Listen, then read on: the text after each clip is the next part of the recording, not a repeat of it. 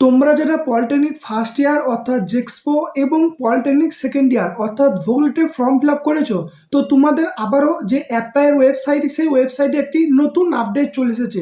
দেখো এখানে যে নতুন আপডেটটা এসেছে কি, দেখো the last date to apply for the admission ITI E and M group and polytechnic first and second year is extended till 30 July 2025। আমি তোমাদেরকে আগের ভিডিওতে অলরেডি জানিয়ে দিয়েছিলাম যে লাস্ট যখন ডেট এক্সটেন্ড করা হয়, আমি বলেছিলাম যে এটা তোমাদের সাধারণত 30শে জুলাই হতে পারে।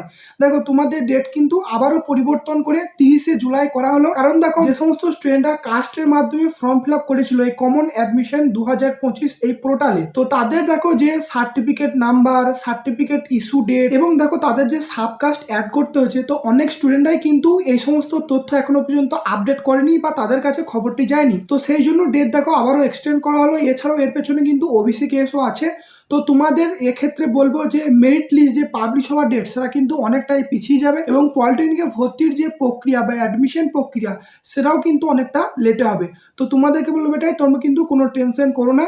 যতই ডেট এক্সটেন্ড হোক, একদিন না একদিন কিন্তু তোমাদের মেরিট লিস্ট বেরোবে এবং অ্যাডমিশন প্রক্রিয়া স্টার্ট হয়ে যাবে, ঠিক আছে? তো এটা তোমাদের গুরুত্বপূর্ণ আপডেট এটাই যে এই যে পলিটেকনিক ফার্স্ট অ্যান্ড সেকেন্ড ইয়ার অর্থাৎ জেক্সপো এবং ভোগলেটের লাস্ট যে তোমাদের ডেট দেখো অ্যাপ্লাই করা হয়েছে 30শে জুলাই 2025।